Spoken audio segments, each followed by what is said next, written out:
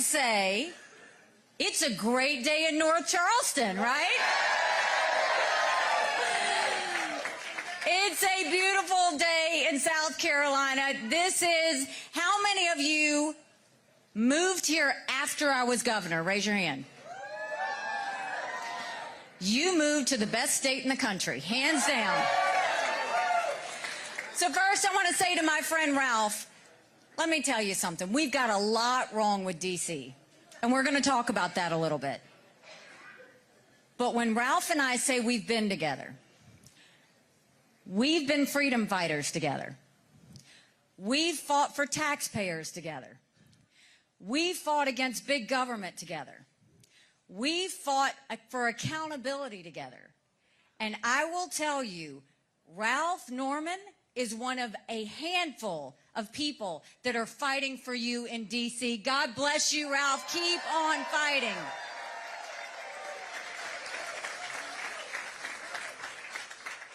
So y'all know the story. You helped me get to to being governor, but I was born and raised down the road in a small rural town of Bamberg, South Carolina. 2,500 people, 2 stoplights. You couldn't think about doing something wrong without somebody already telling your mom. But it was a blessed way to grow up for sure. My mom started a business out of the living room of her home, and 30 plus years later, it was a successful company. I started doing the books for the business when I was 13. It wasn't until I got to college that I realized that was child labor. I'm not an Ivy Leaguer like some of the candidates. I went to a good public university. Go Tigers, Clemson University.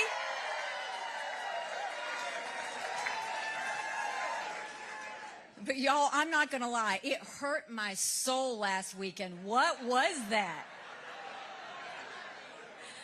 I always text Coach Dabo before every game. And my husband, Michael, gets upset because sometimes I will send advice. And he always just says, go Tigers. But you know, Clemson Tigers, we are loyal. And we don't leave our team because of one loss. But y'all, if they lose to Charleston Southern,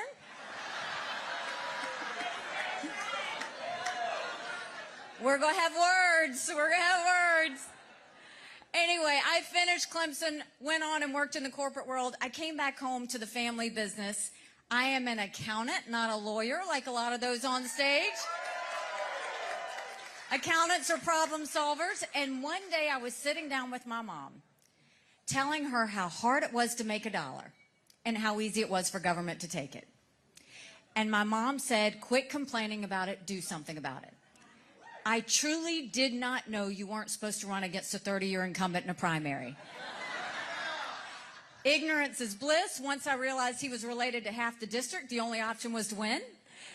And so I said, we have way too many lawyers at the State House. I think they need a really good accountant. And the district took a chance on me, and we won. I will always be thankful to Lexington County. And then I got into the State House. Many of you will remember this. In South Carolina, so much legislation was passed by voice vote. All in favor, say aye. All opposed, nay. The ayes have it. But one day, they passed themselves a pay raise. All in favor, say aye. All opposed, silence. The ayes have it. Yet to this day, you can't find anyone that says they voted themselves a pay raise. I was furious. And I filed a bill that said anything important enough to be debated on the floor of the House or the Senate is important enough for you to know how your legislators voted. And the Speaker told me, put the bill away. We don't need to have it. We will decide what the public needs to see and what they don't. I was upset because we had a Republican House, a Republican Senate, and a Republican governor. And so I went home to my husband and I said, if I can't even get legislative votes on the record, what am I doing here? And he said, then fight. So I went around the state of South Carolina and said, did you know of all the bills passed in the House, only 8% were on the record? Did you know of all the bills passed in the Senate, only 1% was on the record? So if you didn't know how your House member voted 92% of the time, if you didn't know how your senator voted 99% of the time, how did you know who to vote for when you went to the polls? And the people of South Carolina were shocked. Now, to put it into perspective, my first year in office, I was chairman of the freshman class. Second year, I was named majority whip. Third year, I was on a powerful business committee. Fourth year, I was subcommittee chair of banking. The year that I wouldn't put that bill away, they stripped me of everything. I could take the well, no one would hear me speak. I could sponsor a bill, no one would co-sponsor. So I ran for governor.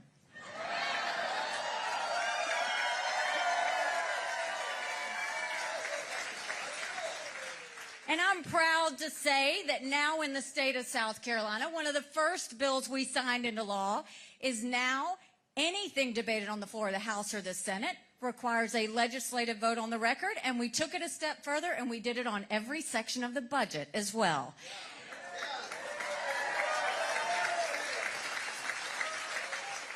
And what'd y'all think of my playlist?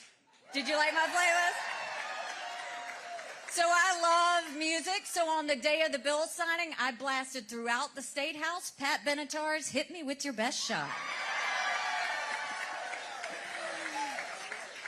When I became governor, South Carolina was hurting. We had double-digit unemployment, we had thousands of people on welfare, and South Carolina was the butt of the jokes. And we had some work to do.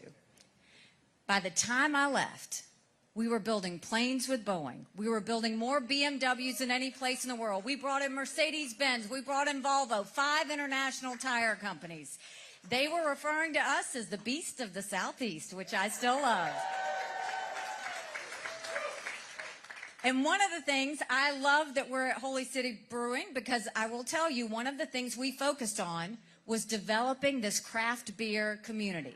We wanted to have these breweries all over South Carolina because they're family friendly. They're small businesses. And so help me thank this business. Remember, small businesses are the heartbeat of our economy. Help me thank Holy City Brewing.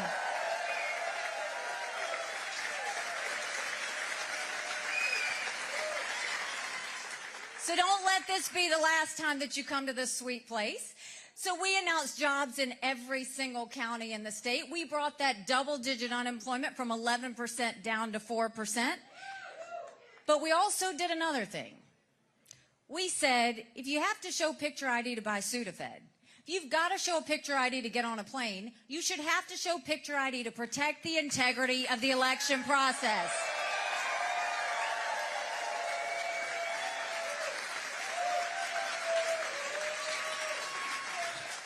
We passed voter ID in South Carolina, and we also passed one of the toughest illegal immigration laws in the country. We did a mandatory E-Verify program that required businesses to have to prove everyone they hired was here legally. And by the time I left, we did this together. We were named the friendliest state in the country. We were named the most patriotic state in the country. And we were named the #2 state in the country people were moving to. Yes, I know some of you don't like that, but we love the new people that come into South Carolina. And then I got the call to go to the United Nations. And my honest answer when I got the call was, I don't even know what the UN does. I just know everybody hates it. But when you get the chance to serve your country, you jump. And so when I got to the UN, I wanted countries to know what America was for and what America was against. I didn't care if they didn't like me, but I wanted them to respect America. And we got to work. We pulled ourselves out of the Iran deal. I negotiated with China and Russia to pass the largest set of sanctions against a country in a generation with North Korea. We acknowledged a truth and moved our embassy from Tel Aviv to Jerusalem.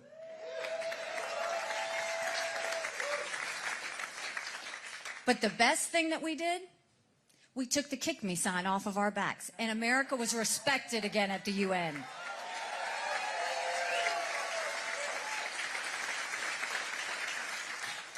And now I'm running for president.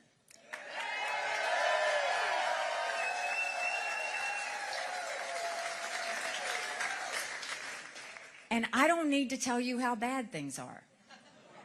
You don't have to turn on the news to see it. You feel it when you go in the grocery store. You feel it when you fill up your car. We are $32 trillion in debt. We're having to borrow money just to make our interest payments. China owns some of that debt.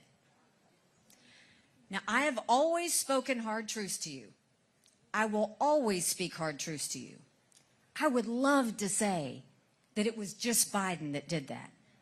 And he has sent us down a socialism creep that we have to stop. But I'm going to be honest with you and tell you, our Republicans did that to us too. You go look at that $2.2 trillion COVID stimulus bill that they passed with no accountability. They expanded welfare that has now left us with 90 million Americans on Medicaid, 42 million Americans on food stamps. And did Republicans try and make it right? They doubled down and opened up earmarks and pet projects for the first time in 10 years, pushing through 7,000 of them in December. Want to know how they spent your money? $30 million on an honors college in Vermont, $10 million to tear down a hotel in Alaska, $7.5 million on a courthouse in Colorado, and the list goes on. The new 2024 appropriations budget came out. Republicans put in $7.4 billion worth of pet projects and earmarks. Democrats put in $2.8 billion. You tell me who the big spenders are now. All while 1 in 6 American families can't pay their utility bill. Over 60% of Americans are living paycheck to paycheck. 60% of Americans are in credit card debt. 50% of American families can't afford diapers. Social Security will go bankrupt in 10 years. Medicare will go bankrupt in 8. Then you look at our education system. Everybody wants to blame COVID for education. We had problems with our education system before COVID. Pre-COVID, 67% of 8th graders in our country were not proficient in reading or math. Think about that. A couple of months ago, it came out that over 80% are not proficient in history or civics. And a couple of weeks ago, it came out that our 13-year-olds are scoring the lowest in reading and math than they have in decades.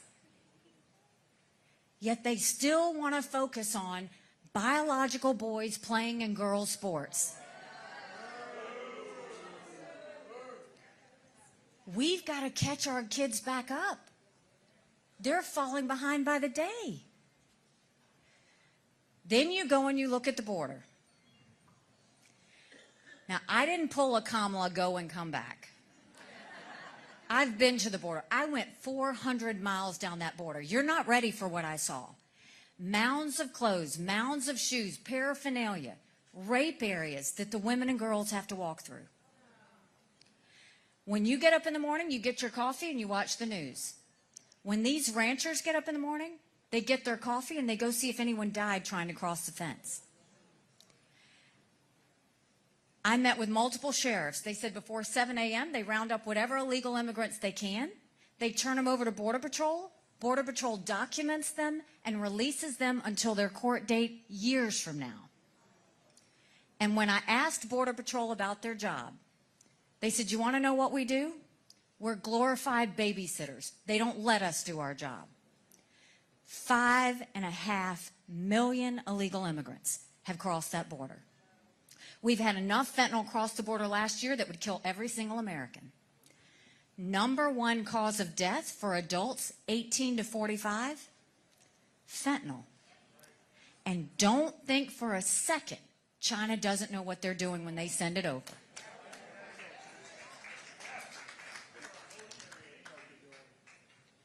So that's a lot of bad, right? It's hard to find anything good. I'm going to give you one more that hurts my soul because we all need to get sober about it. When I was growing up, my parents always said, you take care of those who take care of you. I'm going to ask you if we're taking care of those who take care of us. Right now in America, 33 1,000 veterans are homeless. 1 in 3 veterans suffers from PTSD or thoughts of suicide. We lose 22 heroes a day to suicide. For a veteran to get a doctor's appointment at the VA, on average, 29 days. Why 29? Because on the 30th day, they get to go to the doctor or hospital of their choice. So midway between the 29, they get a call to reschedule, and the clock starts all over again. It's shameful. Now, any of those things that I mentioned could have been fixed by Congress. What has Congress done for you lately? Don't you think it's finally time that we have term limits in this country?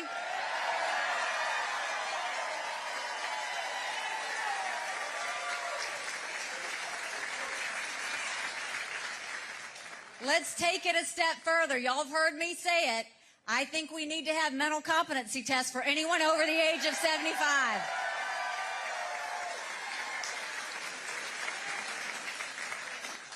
My mom always tells me to be ladylike.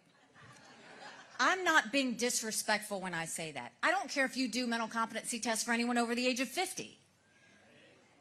But right now, you can't deny that the Senate is the most privileged nursing home in the country right now.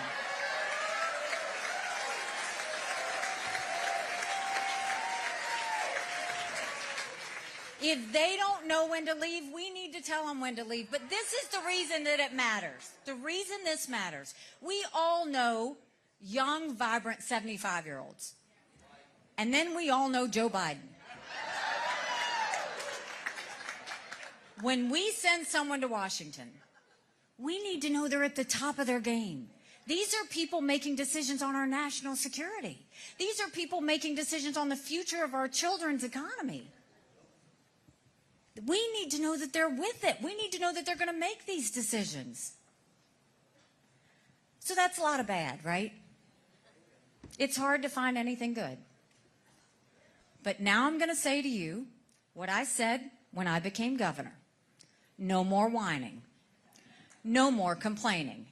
Now we get to work.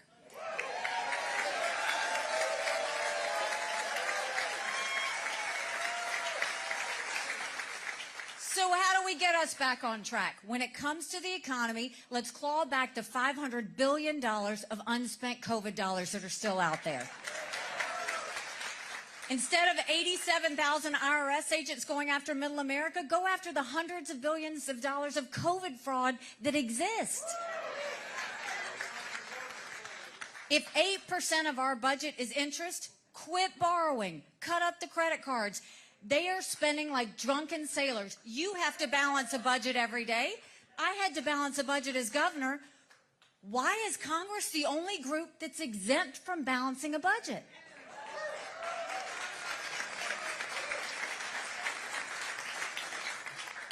We will stop the spending, we will stop the borrowing, we will eliminate the earmarks, and I will veto any spending bill that doesn't take us back to pre-COVID levels.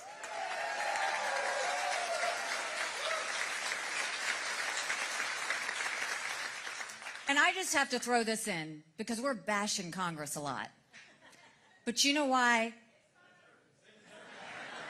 No, it is fine, and I'm going to keep doing it. Don't. But I do think that's a tough place, and when you've got a good person, Ralph Norman has fought every ounce of that. And I keep saying, Ralph, I can't wait till I get to D.C. because we're just going to burn things up when we get up in there. Then when it comes to education, we knew in South Carolina if a child couldn't read by 3rd grade, they were 4 times less likely to graduate high school. So we started holding those kids back. We brought in reading remediation. We included their parents. We set them up for success. We've got to do that all over the country. And we need to make sure there is never a time when any parent should wonder what's being said or taught to their child in the classroom.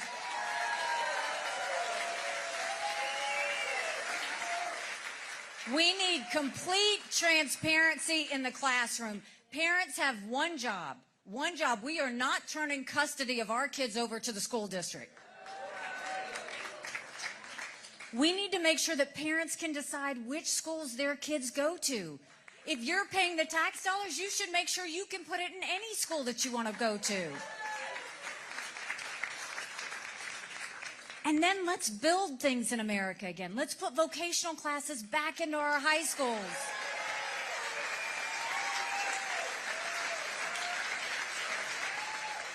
In South Carolina, we put apprenticeships all over the state. Our kids were building what we were making. Let's do that across the country.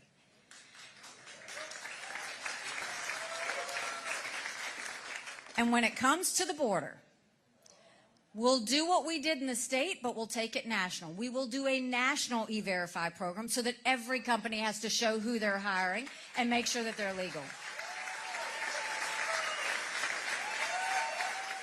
We will defund sanctuary cities once and for all.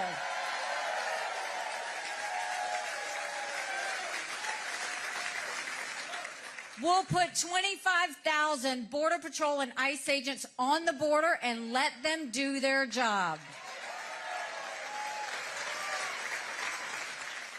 We'll go back to the Remain in Mexico policy because guess what? Nobody wants to remain in Mexico. And instead of catch and release, we'll go to catch and deport. We will stop all of that flow on the border. Never forget, we are a country of laws. The second you stop being a country of laws, you give up everything this country was founded on. And then when it comes to our veterans, give it up for our veterans.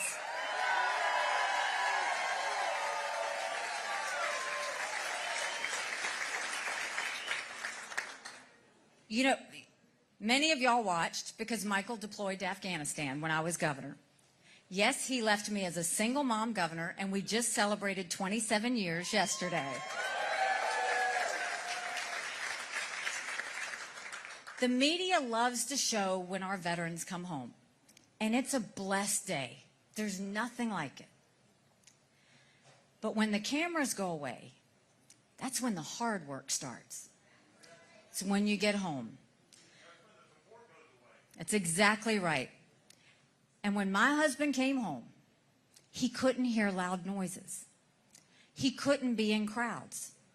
Life had passed him by while he was gone, and it was a tough transition. We can't just love our veterans when they're gone. We've got to love them when they come back home, too.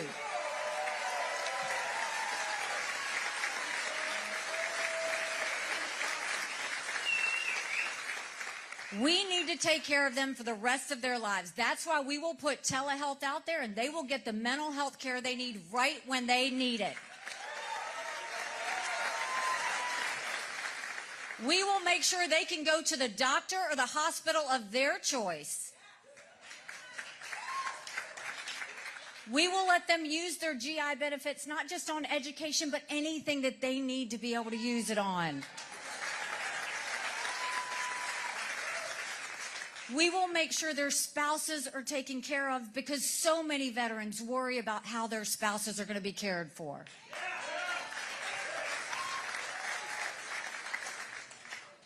And when it comes to health care, we're going to make sure that the way we fix it is I think every member of Congress needs to get their health care from the VA. You watch how fast we fix that.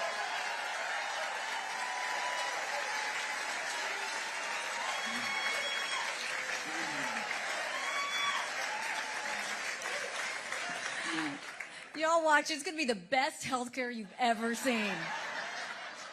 Guaranteed, guaranteed. So we've talked about domestic policy. Now let's talk about national security. Did you ever think we'd look at the sky and see a Chinese spy balloon going over us? It was a national embarrassment. You've got Russia invading Ukraine. You've got Iran building a bomb. You've got North Korea testing ballistic missiles. You've got China on the march. But make no mistake, none of that would have happened had we not had that debacle in Afghanistan. The idea that my husband and his military brothers and sisters who serve there had to watch us leave Bagram Air Force Base in the middle of the night without telling our allies who stood shoulder to shoulder with us for decades because we asked them to be there. Think about what that told our friends. More importantly, think about what that told our enemies. And now there is not enough focus on the one enemy that we have. China has been preparing for war with us for years. And that's not me being dramatic. They're already here. The Chinese have bought 400,000 acres of U.S. soil, most recently near Grand Forks Air Force Base, where our most sensitive drone technology is. The Chinese have bought the largest pork producer in our country. They have gone and they've made sure that they're giving millions of dollars to our universities so that they can steal our research and spread Chinese propaganda. The Chinese companies are lobbying our members of Congress on behalf of the Chinese Communist Party. We have a list of technology that China uses to strengthen their military and threaten America.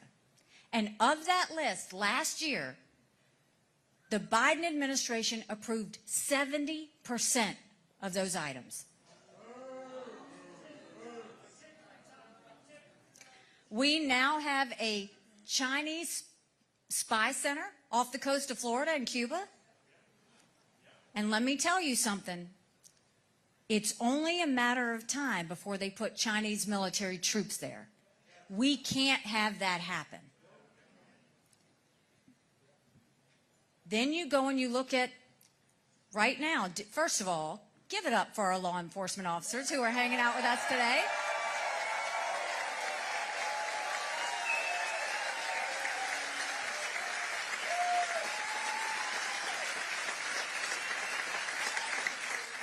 We love them. We're going to treat them like the patriots they are, and we're going to require the prosecutors to start prosecuting according to the law.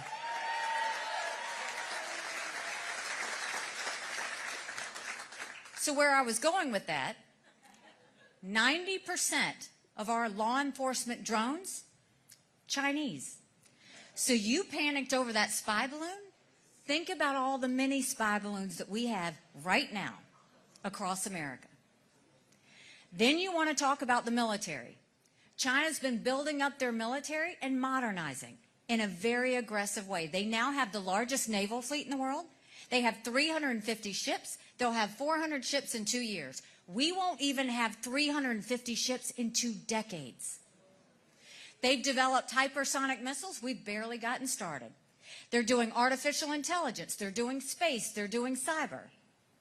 And now they're the biggest developer of neurostrike weapons. Those are weapons engineered to change the brain activity of military commanders and segments of the population. That's who we're dealing with. And you want to see what's happened before the Olympics? Did you see China and Russia hold hands and name themselves unlimited partners? And then a couple of months ago, the Russia plane hit our U.S. drone, and who showed up? China showed up right there in Russia to hold their hands again. Don't ever forget, a win for Russia is a win for China.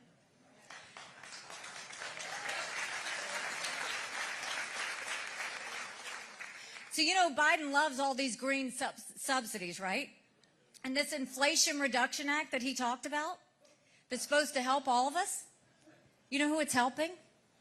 China. Because they want to get all of our cars to be electric by 2035. 70% of the batteries in electric cars are Chinese.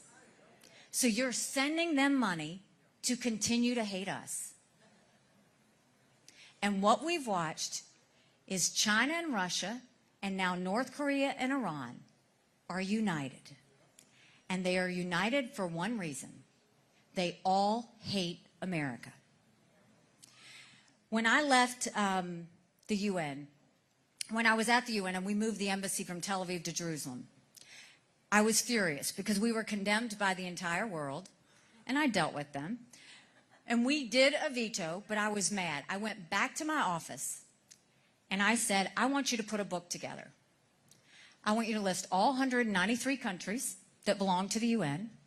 I want the second column to be the percentage of times they voted with the U.S. and against the U.S. And I want the third column to be how much foreign aid we give them.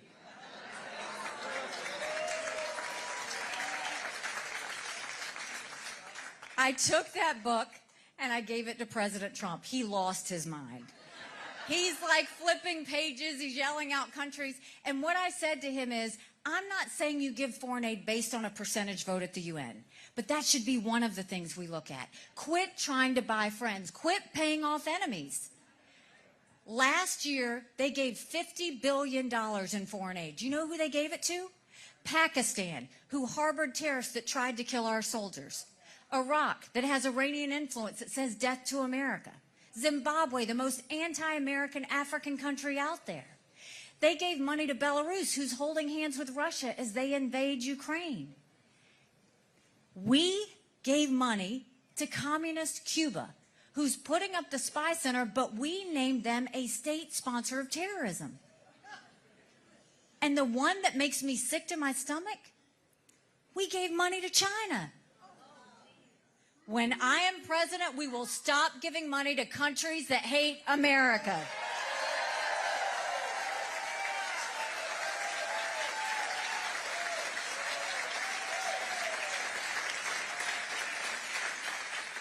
So how do we deal with China? Because that's what we have to talk about. The way we will deal with China is we will no longer allow them to buy any U.S. soil from us, and we will take back what they've already purchased.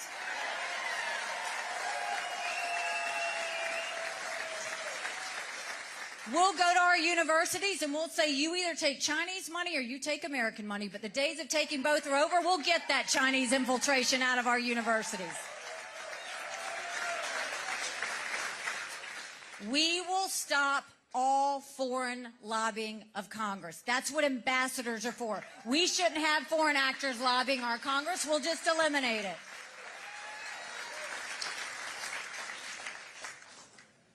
We have lost more Americans to fentanyl than the Iraq, Afghanistan, and Vietnam wars combined. We will go to China and say, we are going to end all normal trade relations with you until you stop killing Americans. You watch how fast they start moving. And yes, we will send our special operations into taking care of the cartels. We're not going to wait on Mexico any longer.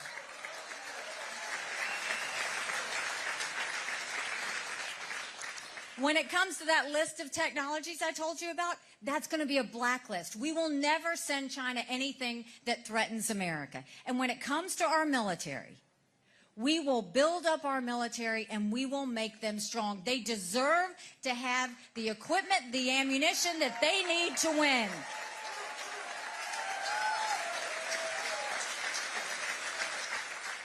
And that's actually not throwing a bunch of money at the Department of Defense.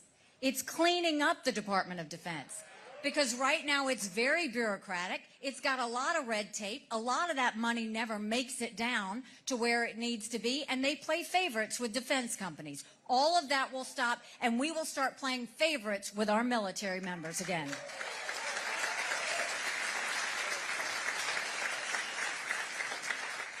And we will stop the gender pronoun classes happening in the military right now.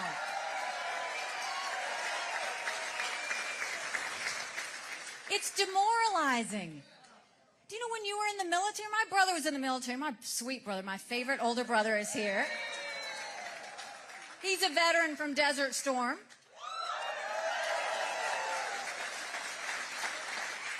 But you know, it used to be there was a protocol, there was a discipline. Ask anybody in the military now. You can't call them anything. You can't say anything to hurt anybody's feelings. How's that going to protect us from anything? There were two things at the UN that Russia and China and our enemies never wanted us to have. They never wanted us to have a strong military, and they never wanted us to be energy independent. Strong militaries don't start wars. Strong militaries prevent wars.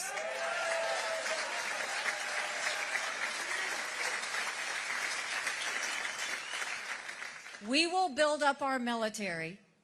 And look, there is a debate right now, because this is really important. There's a debate right now on whether we should be helping Ukraine.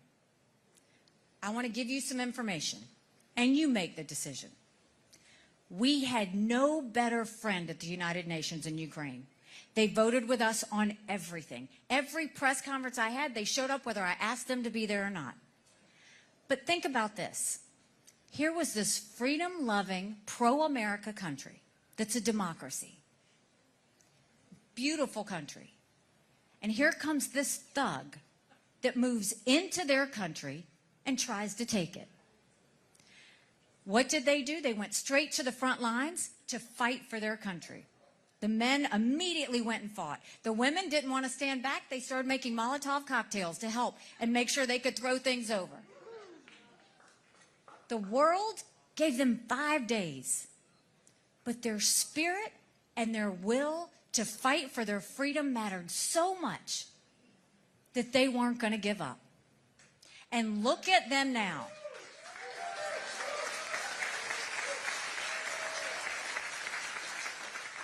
Putin has hit rock bottom. We know that because he's getting his drones from Iran. He's getting missiles from North Korea. They've raised the draft age in Russia to 65. It's no joke. They were handing shovels to people, to Russians a few weeks back. They are now trying to get people from other countries. They've used all their inmates. They're now trying to get military from other countries to come help them, because Putin doesn't want to institute a draft, because he knows then the country will turn on him. But believe dictators when they tell you. That's the biggest lesson out of all of this. When a dictator says they're going to do something, believe them. China said they were going to take Hong Kong. They did. Russia said they were going to invade Ukraine. We watched it. China said Taiwan is next. We better believe them. Russia said after Ukraine, it's Poland and the Baltics. If that happens, those are NATO countries and we are at war. We're trying to prevent war.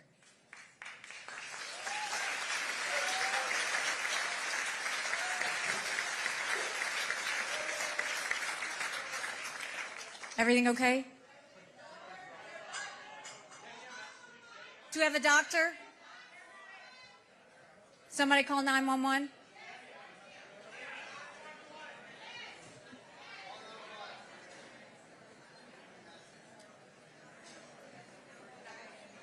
Oh, everybody say a prayer. Just say a prayer.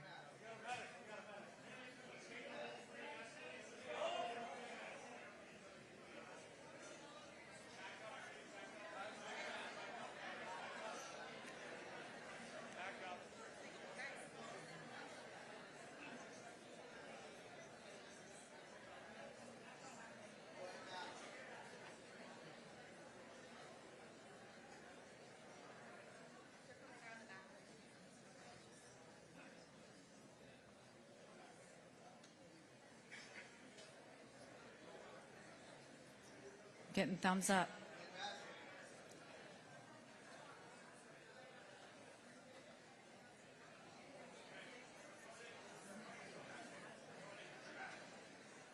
All right, I'm getting a thumbs up.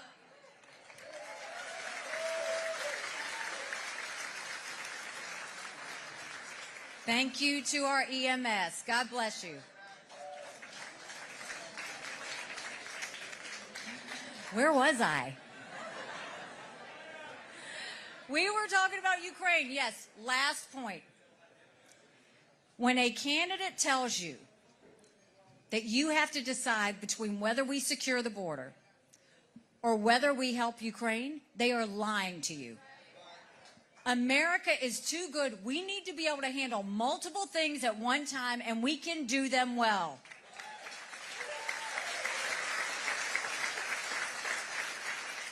What they're not telling you is I don't think we should give cash to Ukraine. I don't think we should give cash to any country. I don't think we should put troops on the ground. but I think we need to work with our allies to give them the equipment and the ammunition to win. If you look at what we've given them, it's 3.5% of our defense budget. If you looked at a percentage of GDP, 11 European countries are giving more than us. That's a pretty good return on investment to prevent war.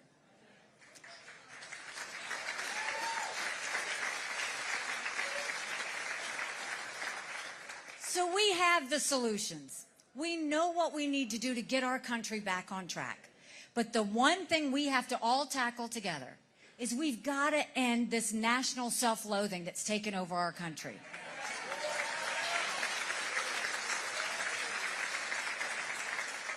The idea that they say America's bad or rotten or racist. You elected me the first female minority governor in history.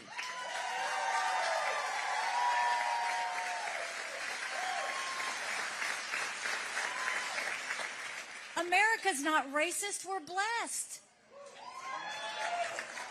Our kids need to know to love America. They need to be saying the Pledge of Allegiance when they start school every day.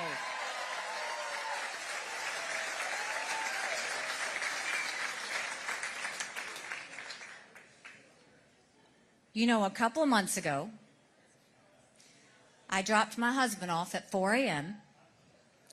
for another year-long deployment. I watched him and 230 soldiers pick up their 2 duffel bags of belongings to go to a country they'd never been, all in the name of protecting America. They were willing...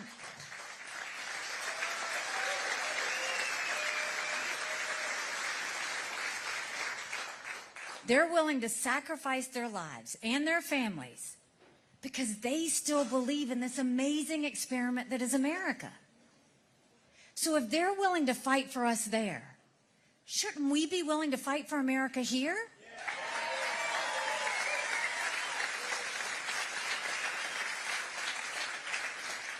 We have a country to save. But in order to do that, we've got to seriously consider some hard truths. Republicans have lost the last 7 out of 8 popular votes for president. That's nothing to be proud of. We should want to win the majority of Americans. But in order to do that, it's going to take a lot of courage. You can do it, Nikki. I know I can.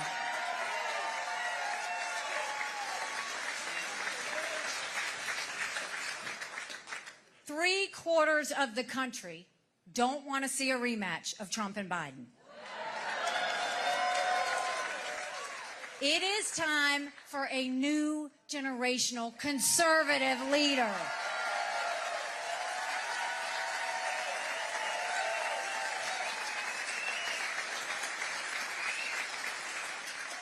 We can do this, but in order to do this, it's going to take a lot of courage of every single person here. Courage for me to run, and courage for every one of you to remember, don't complain about what happens in a general election if you don't play in this primary. It matters. It matters. When I first ran, someone asked me why I was running. And I said, my parents came here 50 years ago to an America that was strong and proud and full of opportunities. I want them to know that country again.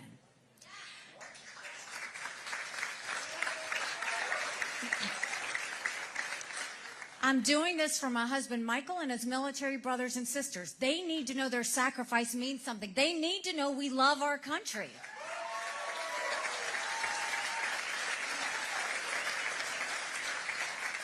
I'm doing this for my daughter who just got married, and I saw how hard it was for her and her husband to buy a home. And I'm doing this for my son, who's now a senior in college. And I am tired of watching him have to write papers of things he doesn't believe in just to get an A. That's not us. That's not us. That's not America. And for the first time, 78% of Americans have said they don't think that their kids are going to live as good of a life as we did. We can't be okay with that. I'm not okay with that. We have a country to save. So this is what I'm going to tell you. Remember, I told you, in case you don't know, when I ran against that longest serving legislator in a primary, people laughed at me. And I got to work, and I earned their support, and I won. When I ran for governor, I ran against a lieutenant governor, an attorney general, a very popular congressman, and a state senator. I was Nikki who? I had 3% in the polls. I had the least amount of money. But I worked this state like no one else, and we won.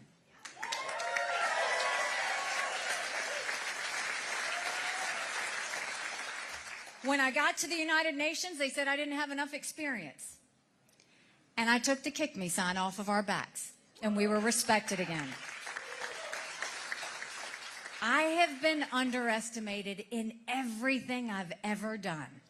And it's a blessing because it makes me scrappy. No one's going to outwork me in this race. No one's going to outsmart me in this race.